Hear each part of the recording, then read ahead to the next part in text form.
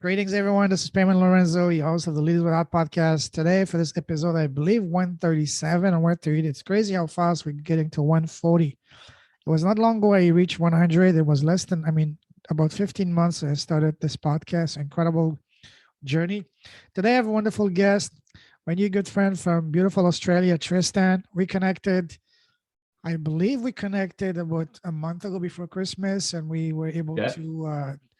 to schedule everything. So finally, we had a call last week. Good conversation. Learned a lot about you. We had a lot in common, especially that you're a biker like me. I love going on long bikes, especially when the summer the weather allows it. I go on 2-3 bike rides, loading up my phone, my podcast. So Tristan has a wonderful story. From what I remember from my talk last time, he was successful pretty young, and then he get a little bit arrogant and cocky, and that caused them to lose it all. His relationship, his business, and he had to get the proverbial punch in the guts to wake up and to start again from a good foundation. And now is gonna that was a blessing in disguise, because now is built a much more fulfilling and more successful business, and we're gonna talk about that. So Tristan, brother, welcome to the show. Thank you very much for having me. Really excited to have a chat today. Pleasure's all mine. So I don't know if you recall from last week when we had a chat, the kind of conversation I like to have on my podcast is I like to look under the hood to see, to have a look to see what's in your heart, to have a heart-to-heart conversation, hence the name Leaders with a Heart, because for me, it's all about getting to know the person first and foremost before the titles. So are you ready? Of course I am. As ready as I'll ever be anyway. All right. So for people who don't know you, tell us. We're going to talk about your business and all that in a moment. But first, who's Tristan as a person, as a human being? That's the best question I've ever been asked. Wow. So that's a hard-hitting question for the very first question of the podcast interview. I thought I was under the belief that this would be the easiest question to answer, because I'm talking, who are you? But again, you're right. Yeah. If you ask me who am I would be honesty, and I'm being transparent. I would be struggling answering that question. Because we're always looking for who we are. We don't know. We know who we are, or who we want the public to think we are, but who we are ourselves is a totally different question than who we want ourselves to be. For me, I know the perception that I want to portray, but I'm always asking myself, and I'm sure everyone else is always asking themselves, who am I really? And for me, I want to be happy. I want to be fulfilled, and I want to be content. And I want the people that I interact with to be the same and to have an enjoyable life. And I know that sounds simple, but in reality, it's not. Because in the world today, we allow so many different bits of white noise and so many bits of information to change the way we act and impact our day-to-day lives. I love that. And you mentioned that you want to be happy. Being happy and the pursuit of happiness is not only the most sought after pursuit, but also it's the most difficult and yet the most easiest, because it starts from within. It's not outside. But at the same time, it takes a lot of time to realize that, because we all our first what's the word I'm looking for here? Our first reflex is to look for outward, whether it's guide, people, leaders, or people we care about to make us happy. And that's not how it should be. Happiness starts within, It's very natural for us, for whatever reason, to attempt to portray to others what we think others should think of us. So yes. we put on a mask and behave the way that we think society thinks we should act. Yeah, awesome. I like how this is started. So now I'm going to ask you a series of rapid fire questions to further get to know you as a person. So first of all, tell us, Tristan, what makes you happy?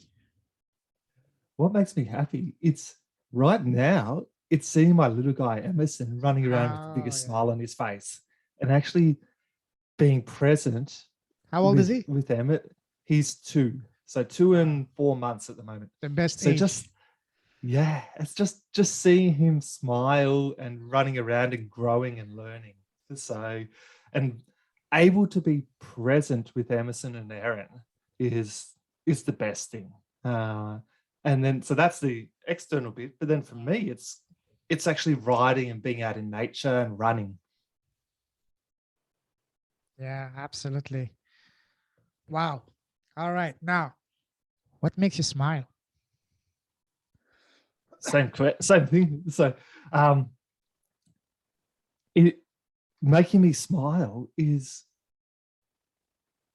when whether it's with Emerson, whether it's with Aaron, whether it's with other people, it's for me, it's seeing others happy and others growing and learning. So, and as stupid as it sounds, it's like it's almost selfish. It's selfish. It's the impact that I have on others. So if Wow. I have a positive impact on others, and they let me know, that makes me smile. And I know that's selfish because I should be doing it just for the sake of it. But yeah, it still makes me smile. Love that. I love the name of your son, Emerson, and I really hope and wish it can be. I'm sure he's going to be achieving great thing just because of the name he wears. Because the name Yeah. we choose, even though we think might be random, it's never random. It's all chosen in a way that's meaningful, and I can see that Emerson. Keep an eye on this guy. He's going to achieve great things. Even though I've never met him, never seen him, but I can see it from the name because the name you give to someone, especially as a child, will have a tremendous impact. I mean, what I'm saying is the name is never random. It has a purpose, and the name sometimes matches the personality. And if it does, watch for fireworks. Yeah. Oh We wow! spent a lot of time choosing the name. What made you choose that name? Uh, we wanted something Unique. that was unique, but still had a bit of gravitas to it. Oh, love that.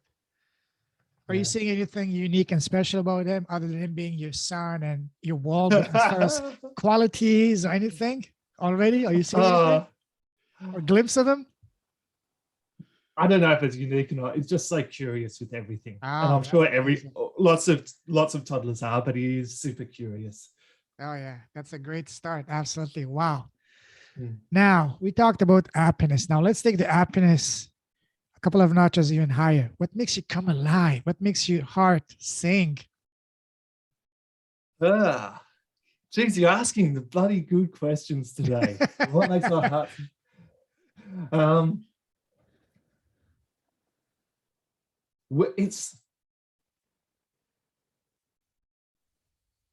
it's simple, and I always go back to this. It's when I'm in a state where everything else doesn't matter.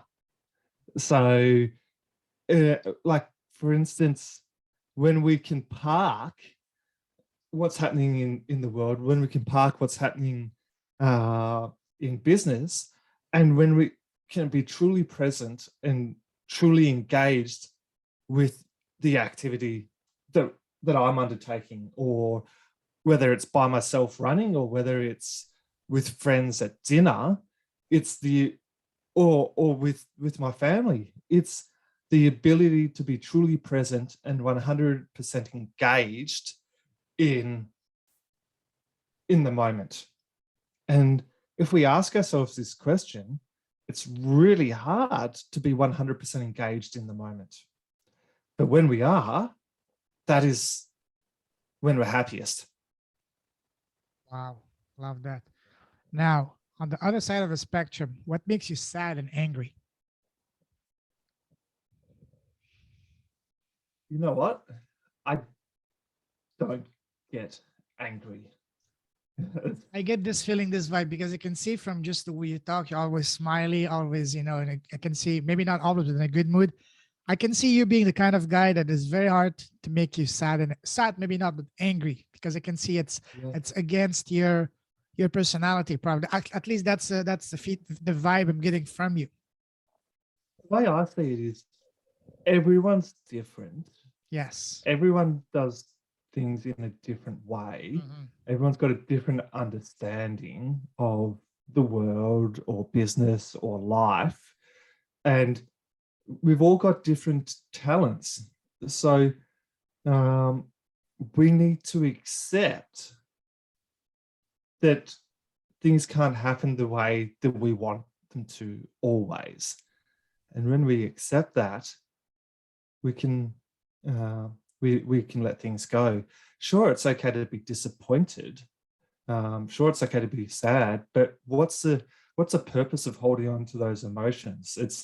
We need to understand why that happened. Sometimes we don't need to understand, but it's like, what can we do to move on and be happy? What's the point of being sad, or sorry, more, what's the point of being angry? More to the point. Totally. Totally. All right. All right. That's awesome. Now tell us, I know you have quite a few amazing skills. What would you say is your number one personal superpower? I think it's the ability to have a conversation and understand the majority of people, whether it's someone with an IQ of 65 that can't communicate very well, or whether it's an IQ of someone with an IQ of 170 that still can't communicate very well, or whether it's an Are you referring extrovert to or an Elon introvert. Musk?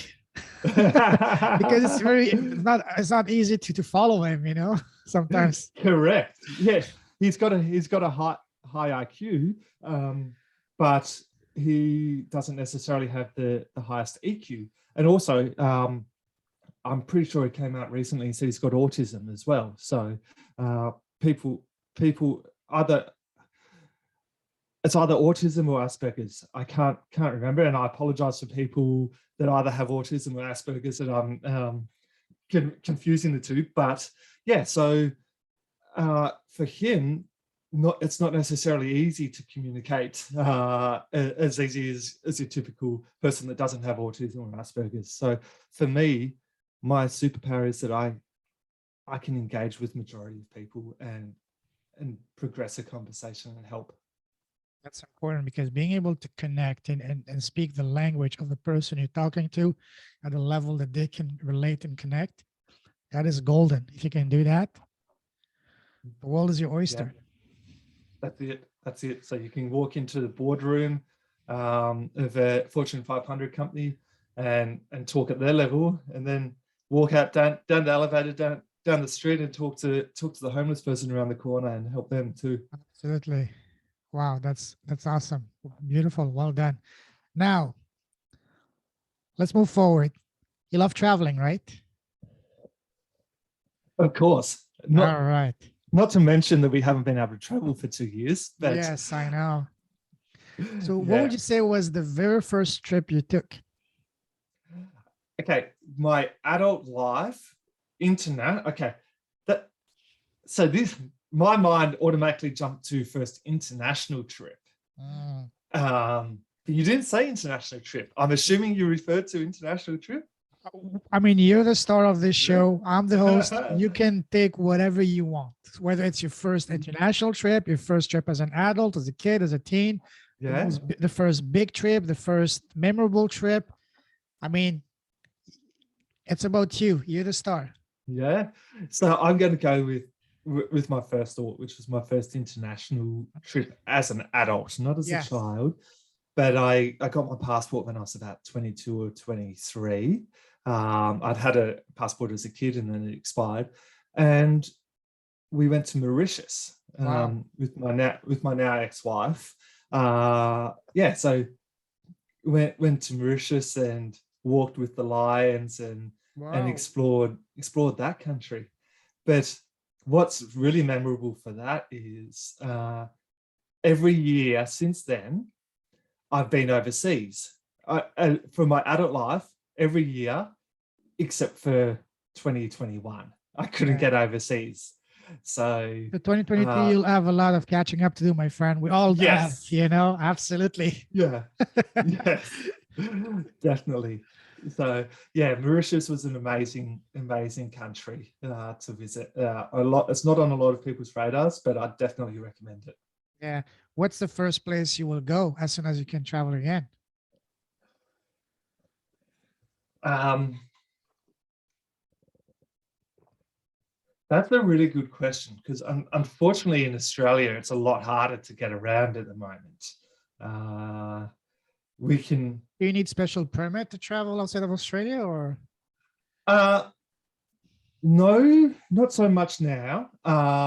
So there's some countries we can get into, some countries we can't. So Asia is pretty much off limits. We can get into the States and we can, in Thailand a is opening roundabout sort of. soon now. Thailand is open now. Yes, but for what, I don't know that Australia can get into Thailand for some reason. Yes, you So, can. They just announced it. oh, You okay. can. You just need Oh, to. fantastic. They just reopened their sandbox programs, and I was just watching earlier today that they will resume their stop and go, just 1 day quarantine, and off you go. So really, for anyone thinking about traveling, a really good thing to consider is if you get travel insurance, Oh the yes, majority of now it's a must. yes, but the majority of insurance companies don't insure for COVID. So you Look have for to read the safety fine wing, print. safety wing for Yep, nomads. This is the best effort so far, and they do cover COVID for up to $250,000. fantastic. And if you're under 40, it's about 42 US dollars a month, which is pretty good. That's pretty cheap. Yeah, exactly. So to answer the question, what's the first place on your mind? Let's say you can fly today. Where do you want to go tomorrow? We want to take Emerson overseas. So it's going to be somewhere that is family friendly. So, and Erin and I have been talking about it. We haven't worked out. So we think it's going to be like a beach holiday, maybe like a Fiji. So going away for a week to somewhere like a Fiji. So a boring, not a boring holiday, but not an Family place, exciting yeah. holiday. Yeah. But just be yeah, careful. They just add a volcano in Tonga and that tsunami Tonga. and all that. Yeah. Yeah. So it's not the safe period at the moment to be going into the Pacific Islands.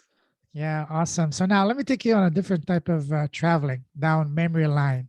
Go back to when you're a young boy growing up. You know, when we're kids, people around us, family, teachers, relatives ask us, so Tristan, what do you want to become when you grow up?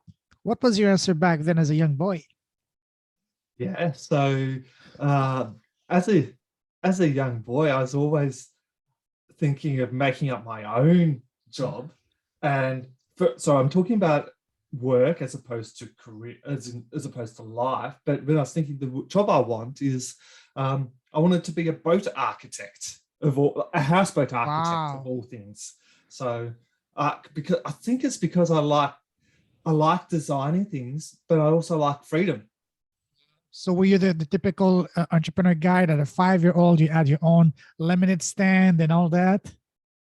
No, I didn't have my own lemonade stand or anything like that, but I was always, as soon as I was 15, I was getting work. I worked at the golf driving range. I worked as a basketball referee. So as soon as wow. Yes. Yeah. So as soon as I could work, I was working, but I wouldn't say I was super motivated as in to be an entrepreneur in my early years. You mentioned basketball. You love basketball, right? Yeah, I haven't been involved with basketball so much recently, but that played a big part of my life from when I was early teens until I was mid-20s. Wow. So typically as a ref, majority, like early days was playing, but then moved across to a referee too. We can do an entire episode just talking about what it's like to be a basketball ref. That would be a very interesting one, because I swear to you, just before you, a couple of hours ago, we had a phenomenal conversation on a podcast with a gentleman. He was for 20, 30 years a professional basketball coach in U.S. College. And he has so many friends in the NBA. Quite a few of the players that are now big names in the NBA were some of his students, including the like of Sean Elliott from the Spurs, Steve Kerr, and all those were some of his students. So, and he's a good friend with Nick Nurse, a Raptors coach. So we had a phenomenal conversation. Look out for that one. Is going to be, and I'm going to be doing another podcast with him just on what it's like to be a professional coach, because I was a coach for a while, a football coach in China, but nowhere near as high level as he was, close to the NBA. So yeah. That'd be a really interesting conversation to have a three-way conversation with a coach, a former coach and a former ref, because Hey, the done. Let's make it. It's going because to make.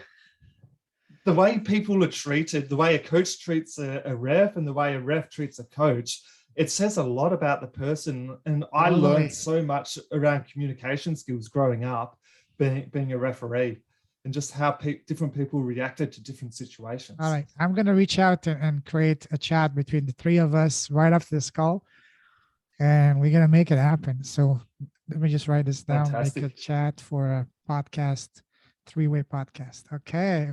With a coach and a ref. I love this. Beautiful. All right. So you mentioned jobs. What would you say was your very first job? So the very first job was very first pay. Oh, actually, I forgot about that. I was a paper boy. So delivering papers on the bike on Saturday and Sunday mornings. Yeah. I can't remember how much I got paid, maybe $10 or $20 a morning. But yeah, delivering papers at 5:30 a.m. was so that turns out to what, $4, $5 an hour? Yeah, probably something like that. I can't remember how much I got paid. It might have been a bit more, it might have been a bit less. I literally can't remember. But yeah, wow. Sorry? No, Yeah. wow, that's funny. My first job was delivering flyers for a pizza shop. They were paying us $5 an hour cash. I remember it was cold, it was snowing, and we had to go to all these residential areas. You would drop us and just put it. I mean, it was brutal, man. I lasted one day. Next day I said, no, I'm not coming. Yeah, I don't blame you. Yeah. Wow. So what was your relationship growing up with school? Did you love school? Did you hate school? Or I didn't hate school. I enjoyed certain aspects of it. I didn't enjoy other aspects of it.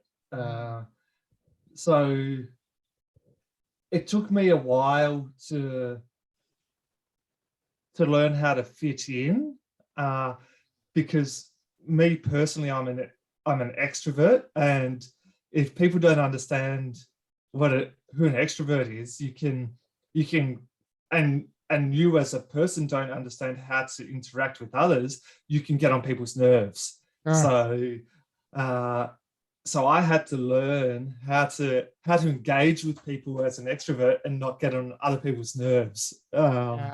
So in the early days, I didn't know that. So I got excluded from things because I was so loud. But then as I grew as a person and learned to understand who I am, things got better and better. So that's from a personal front. I wasn't necessarily the best student, as in I got okay results. What's your favorite subject? Favorite subject? I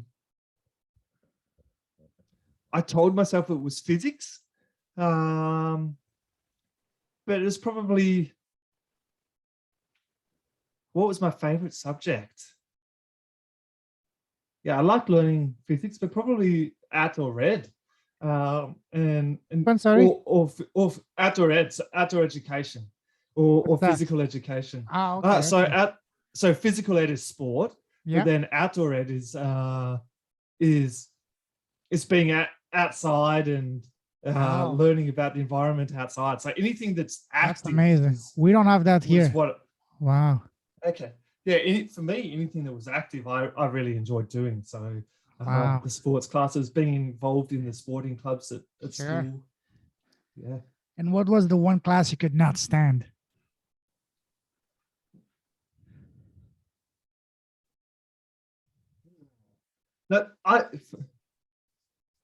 There's nothing that I couldn't not stand, because I understood the importance of everything. But I guess disliked the most. geez, I haven't thought about this for a long time. Math? No, because I did two sets of maths in like the advanced maths and the normal maths in year 12. I struggled with them, but so they were difficult, but I didn't dislike them. So Okay. because they're all a challenge. So it's all everything's a learning experience. So yeah, it wasn't nothing. There wasn't anything that I couldn't stand, so to speak. Okay, awesome. Now, let's move forward from the time you left college to now. Let's talk about your path. How would you describe your path? Would you say, was it once you get into one lane, it was pretty much straightforward, smooth sailing? Was it turns and twists like a roller coaster? I wish it was smooth sailing. So I'm going to use a metaphor here. So I market myself as the Business Sherpa. A Sherpa is a guide that will take you up the mountain and show you the path to take you on your journey to get to the top of the mountain. The reason a Sherpa is so good is because I've done that path multiple times. In my business career, my previous business, I was climbing the mountain unaided, and I was going. There was lots of forks in the road, in the path, and there's little goat tracks. There was highways, and I was just following whichever one I felt was the correct one at the time.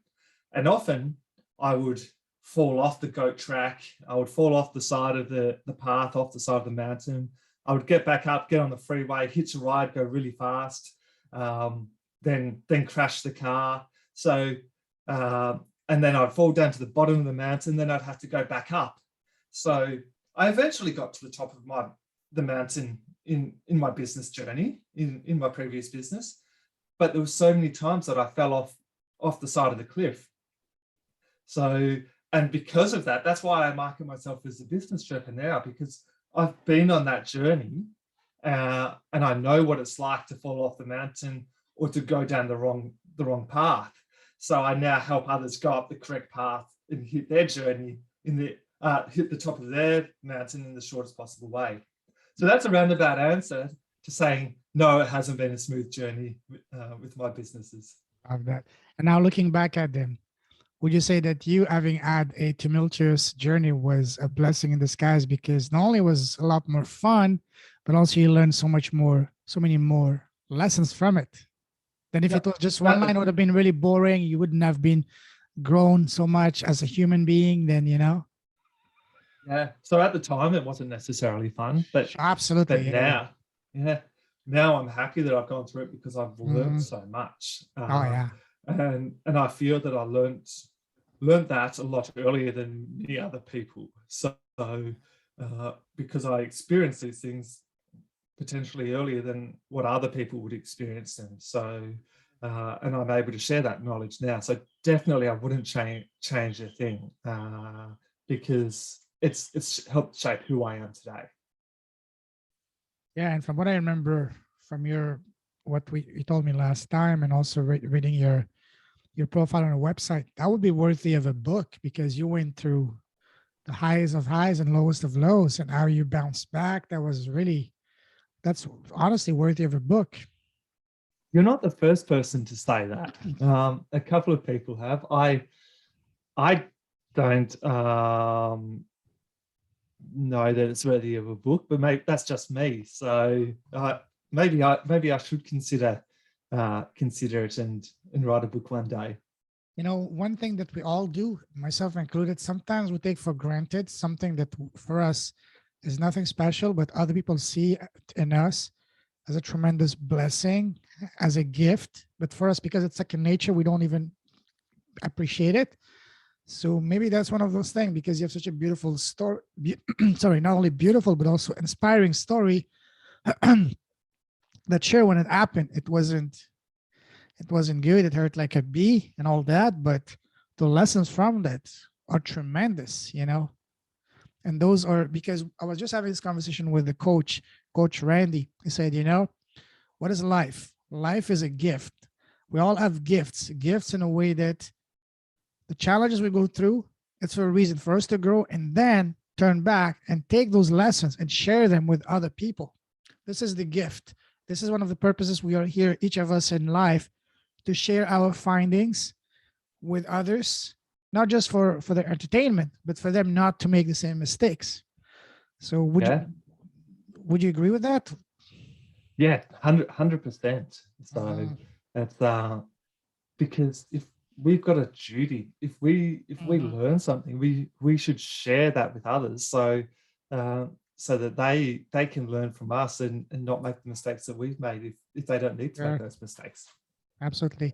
Now, I'm sure you've heard the saying that says, change your story, change your life. And by story, I mean what we tell ourselves on a daily basis. So when you're at your lowest, how did you do to change your story that you were telling yourself? Did you do it through the help of friends, family, mentors, books, videos? Tell us the process you used to change your story in your head so that you can bring your life back and change your life to where you want it to be.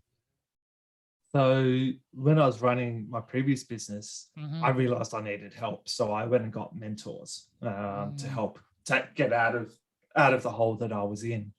How did you select your mentors? Because that's another key element that a lot of people are struggling with. It was looking for people that had been in a similar situation or had been on a similar journey to me. But in layman's terms, in simplifying it, we can make a choice. We can make a choice to be happy, or we can make a choice to be sad. We choose the lens that we view the world in. So when we wake up in the morning, we can choose to make it a good day. So make that choice to be happy. I know sometimes it sounds harder than what it sounds hard. It may not be as simple as it sounds, but we can make the choice to be happy and do things that give us joy.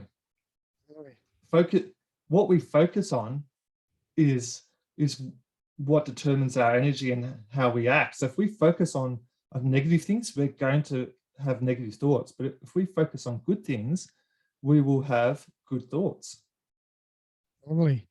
I have a similar approach as that, I learned to harness the tremendous power of question and asking the right question. So the previous version of me, since the pandemic, I've had a spiritual awakening. So the previous version of me would always play the victim and ask, why me? Why did I do to deserve this and all that? But the newer version of me, the spiritual awakened version of me, is asking, what is this trying to teach me? What is a lesson for me to learn here? And when I do this, I can really see things from a different perspective, and I can move forward and I can see them for what they're really meant to be, which is basically beautiful lessons in disguise. Exactly. Awesome. Now, let's talk about your business. Tell us what kind of impact you're having out there. What is your business about? What kind of beautiful difference are you making out there? So my business now, the purpose of it is I want to better your business so that we can better your life. So many people, business owners, forget that business is a tool for life and that they've got into business to spend more time with their family, with their friends, or to have free time. They get entrenched in their business and forget that that is not always the number one priority. And they forget to be present with those that matter most to them. So I work with business owners to improve their business so that it is not 100% dependent on them, so that they can pick and choose what they do with their time. Love that. So who would you say is your ideal client? A business owner that runs a B2B business that is service focused. So whether it's a marketing business, a graphic design agency, even like a legal firm. So B2B service-based business owner that has got to where they are out of natural talent, and they've sort of hit a glass ceiling and they don't know what to do next. Are your clients mostly in Australia or worldwide? I've got clients all over the place. I've had clients in Canada, in the States, UK, Singapore, New Zealand, everywhere. Okay, beautiful. Tell us more about the structure of your program. Is it one-on-one? Is it small groups? Is it big groups? Is it like a course with videos done for you, done with you? Tell us more about the structure and the length of it. So if someone is watching this and interested, tell us all the good stuff. So how long would it take me from the moment I join your program to actually see results? Tell us all the good stuff. I do both one-on-one and small group programs. Okay. And the small group programs also have an element of one-on-one in them. And I say to my clients that you need to be committed for 6 months, because if we're not continually growing and continually learning, we're going backwards. So typically a client will stay with me ongoing. I've had clients with me for 4 years. Wow. So yeah, so and these clients are still getting value, still working out how to spend more money, make more money and make more time. So it's typically it's an easy sell for people to stay with me ongoing. All right, now let's talk about transformation. So share with us an example of the most remarkable transformation you've seen from one of your clients so far. Oh,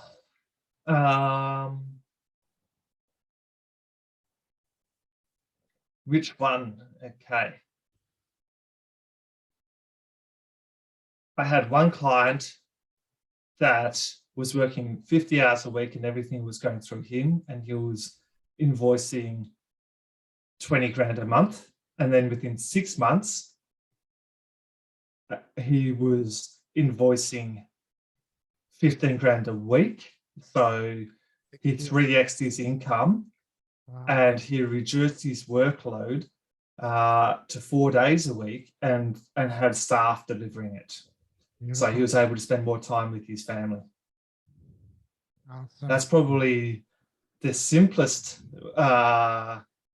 one to explain. So getting more free time and making more money. How do you do that? I'm not emotionally attached to the business. And because I'm not emotionally attached to the business, I can look at different ways to do things. Okay. And I guess you have a process, you implement systems for them and all that. Well, they implement the systems. I guide them on which systems to implement. Okay. Wow. So yeah. So, but I provide the structure and guidance. That's awesome. Now, let's talk about cause. The purpose, the theme of this podcast is building impactful businesses with a cause. What would you say is a cause that is dear to your heart?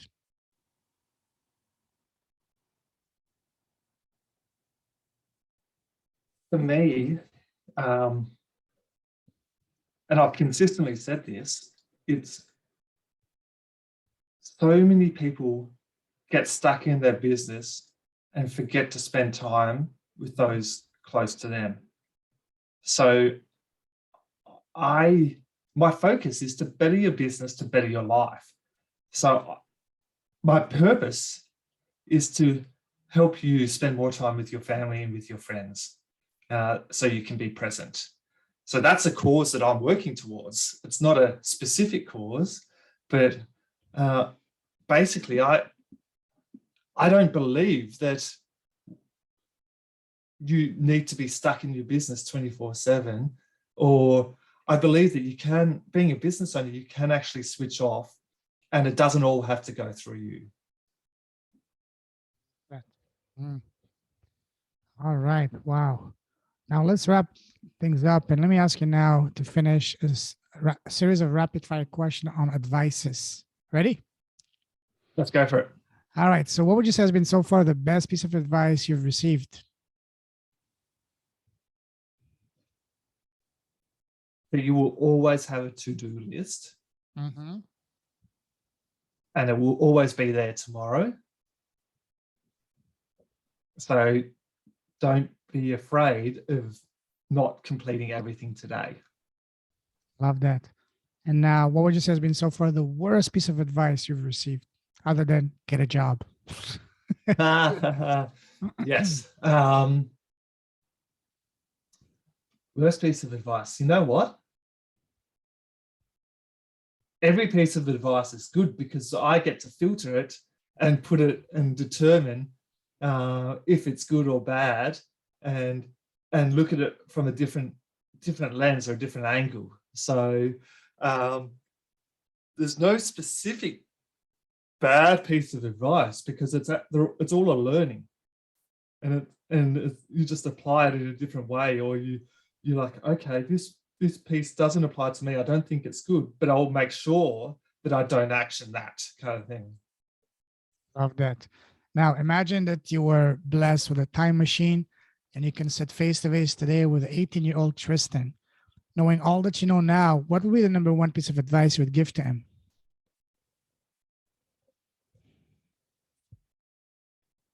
Take action. Don't be afraid of what others think. Mm-hmm. Don't procrastinate. Just take action. Love that. Do you have your own podcast? I don't anymore. I used to, but then I realized that I can have a greater impact by being a guest on others' podcasts. All right. So now imagine that today you have your own podcast and you're interviewing the most special person in the world, which is, other than Emerson, is going to be yourself. You're interviewing yourself. What's the first question you want to ask yourself? Don't think too much. What is the first question that comes to your mind? Are you happy? Good one. And you answer? Getting there. So what would on a scale of 1 to 10, how would you rate your current level of happiness? With 1 being low and 10 being top. 8. So, okay. So what would a 10 look like to you? What's lacking in your life to bring it to 10? Total control of my time.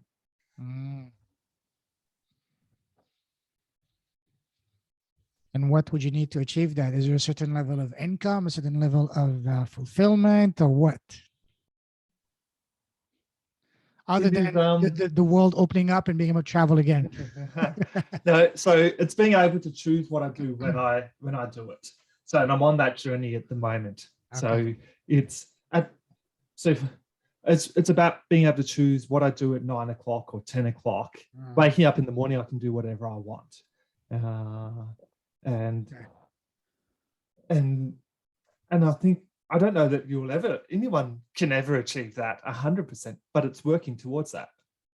Unless if you were smart enough back in 2012 and you put, like, say, $10,000 into Bitcoin, now you could be able to do that, you know?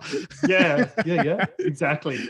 So I would do that if I have a time machine. I would go back in 2012 and put all the money I have into Bitcoin, you know? Yeah.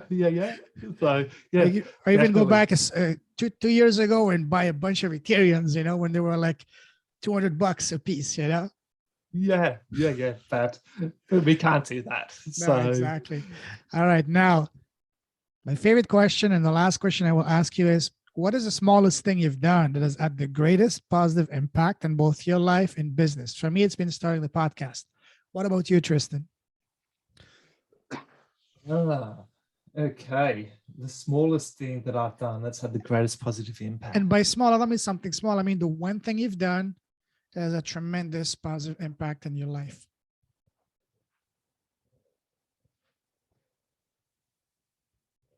Choosing the name of my business. What's the name of your business? Evolve to Grow. Love that. I was expecting you to say the Business Sherpa, because you like the name Sherpa. No, because evolve to grow, because we need to continually evolve to grow. Absolutely. That is very well said. Yes. Now, one question I want to ask you is for me, not for you, but for me. I know you're a kind guy. You're very, friendly, but this time I want you to be very raw. I want you to give me the tough love. Don't try to be nice. Do you have any tips for me to improve my podcast? Ooh. Any tips to improve your podcast? You know what? This has probably been one of the most enjoyable podcasts Wow, thank you. that I've been on. So, and because we didn't have the questions sent prior, I couldn't prepare. So everything was raw and real. So, no, I reckon it's a pretty good one so far. Thank you. I appreciate it. One of the reasons I don't send questions because I don't want it to sound too robotic, and I don't want to add any extra pressure on the person because I know they're busy. I don't want any extra so-called homework on them. I like to keep it very organic, natural, let the conversation flow. So I'm glad for that. So now, Tristan, if someone wants to connect with you, what's the best way to do so? Simplest way is to go to my website, evolvetoggrow.com.au, or find me on LinkedIn or Facebook at Tristan Wright. All right, perfect. I'll put it in the show notes. Listen, Tristan, it's been an absolute honor connecting with you and a blast talking to you. I love your vibe, your energy, your story, the lessons you learned. We can do a couple of more podcasts together because we haven't even scratched the surface, but I will definitely reach out to Randy, the coach, and to do like a three-way, you as a ref, him as a coach, and me as the host. And also did some coaching as well, but soccer, football, so I can chip in as well. Yeah. So that would be sweet. I'll make that happen. Absolutely. So listen, stay safe, stay awesome, keep shining your light, keep blessing the world, keep helping businesses to evolve so they can grow and become better, more profitable, more purposeful, impactful businesses out there, brother. God bless you. Take care. Cheers. Thank you very much for having me. Very welcome. Cheers. Bye.